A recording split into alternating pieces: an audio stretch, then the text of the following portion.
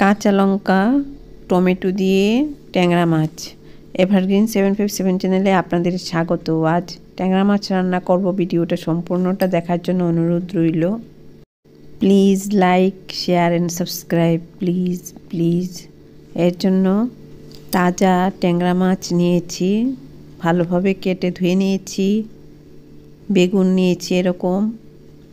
কড়াই গরম করেছি, তেল দিয়ে দিচ্ছি। তেলটা মাখিয়ে নেব কড়াইতে, তাহলে অল্প তেলেই হয়ে যাবে। বেশি গরম হয়ে গেছে, একটু তুলে রাখলাম। 2-3 মিনিট পর আবার ফ্লেমে বসাবো। এখন নুন দিয়ে দিচ্ছি তেলের মধ্যে। এভাবেও নুন দেওয়া যায়। নুনটা তেলের সাথে মিশিয়ে নিচ্ছি। কি করব দেখাবো।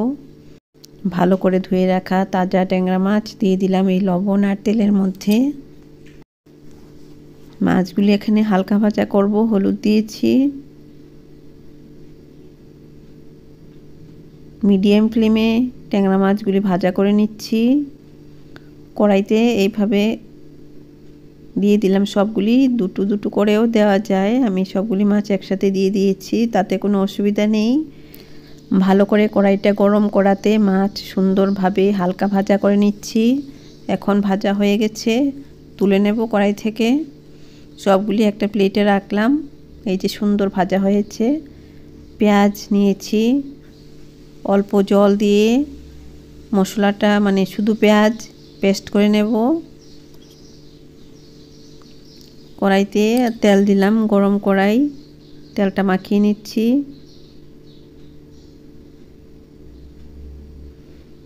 আলুগুলি এখন এই তেলের মধ্যে দিয়েছি। আলুগুলি লম্বা লম্বা করে কেটেছি আর নুন দিয়ে দিচ্ছি এই পরিমাণে, হলুদ এই পরিমাণে। এখন আলু এখানে ভাজা হবে। অল্প তেলে রান্না। আলুগুলি তো শক্ত, এর জন্য আলুগুলি আগে দিয়ে দিলাম তেলের মধ্যে। এরপর কি করব দেখাবো। এভাবে আলুগুলি ছড়িয়ে দিয়ে ভাজা হয়েছে মিডিয়াম। তারপর বেগুন আর টমেটো দিয়ে দিলাম। বেগুন আর টমেটোর জন্য নুন দিচ্ছি এই পরিমাণে। ফোড়নে সর্ষের তেল দিয়েছি। এখন রাইস ব্র্যান্ড অয়েল মানে সাদা তেল দিয়ে দিচ্ছি, তাতে রান্নাটা ভালো হবে। হলুদ এই পরিমাণে দিয়েছি। এখন তেল, এই যে সাদা তেলটা দিয়েছি, তেলটা গরম হতে হয় না, এভাবেই যে কোনো সময়ে এই তেল দেওয়া যায়। আর এই সময় তেলটা দিলে রান্নাটা খুব ভালো হয়। রাইস ব্র্যান্ড অয়েল দিয়েছি। যে কোনো সাদা তেলই এই সময় দেওয়া যায়। এভাবে সব মিশিয়ে নিচ্ছি। আলু, বেগুন, টমেটো এভাবে মিশিয়ে তারপর ঢাকা দিয়ে দিলাম। নরম হবে বেগুনগুলি। 5 থেকে 6 মিনিট পর ঢাকনাটা তুলে আবার নাড়াচাড়া করে দিলাম। আবার ঢাকা দিয়ে দিলাম। বেগুনগুলি নরম হয়েছে। এখন পেঁয়াজ যে পেস্ট করেছিলাম, পেঁয়াজ বাটাটা দিয়েছি এখানে।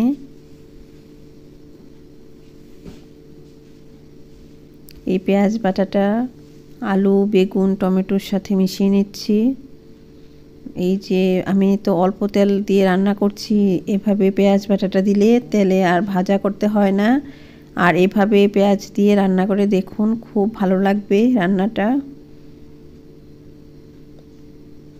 কিছুক্ষণ পর পর এভাবে নাড়াচাড়া করছি। পাশে গরম জল করছি ঝোলের জন্য। ফুটন্ত জল দেব রান্নাতে, তাহলে রান্না ভালো হবে।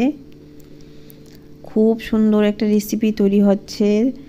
আপনারা এটা রান্না করে খাবেন। খুব সহজে এবং সহজপাচ্য একটা রেসিপি, সবার ভালো লাগবে। খুব টেস্ট। এটা রান্না করে খাবেন, এটা আমার ইচ্ছে। এই ফ্লেমে এই যে এগুলি ভাজা হচ্ছে, ধোঁয়া এসেছে, এর জন্য এরকম হয়েছিল ব্যাপার। এই যে দেখেই তো বোঝা যাচ্ছে খুব টেস্ট হবে রান্নাটা। ট্যাংরা মাছ দিয়ে আলু, বেগুন, টমেটো মানে অল্প মশলায় খুবই সুস্বাদু। আলুটা পাতলা করে কাটা হয়েছে, মোটামুটি আলুটা সেদ্ধ হয়ে গেছে বেগুনের সাথে সাথে। এখন ফুটন্ত জল দিচ্ছি রান্নাতে। আর বেগুনগুলি কিন্তু গলে যাবে না। আমি যে রান্না করব বেগুনগুলি কিন্তু গোটা গোটাই থাকবে, ভাঙবে না।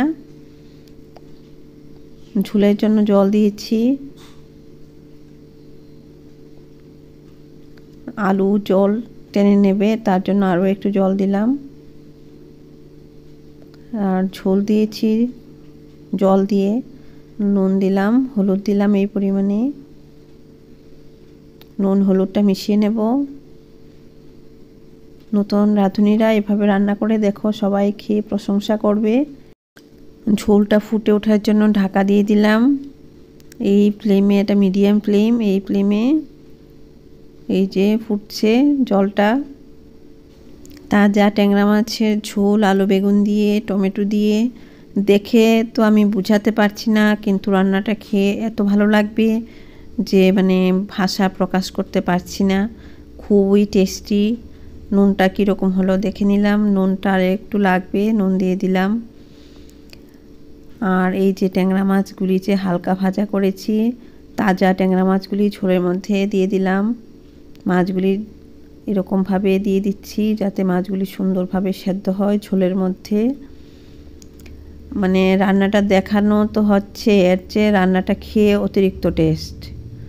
এখন সব কিছু সেদ্ধ হয়ে গেছে। চেরা কাঁচা লঙ্কা দিয়েছি। কাঁচা লঙ্কাটা এই সময় দিলে একটু নরম নরম থাকে, একটু শক্ত শক্ত থাকে, গলে যায় না।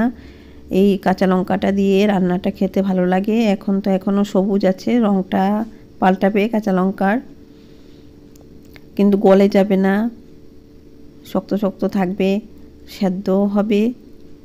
আরও একটু নুন দিতে হচ্ছে। নুনটা দেখে দিলেই ভালো, বেশি নুন দিয়ে দিলে কিন্তু নোনা হয়ে যায়, খেতে ভালো লাগে না।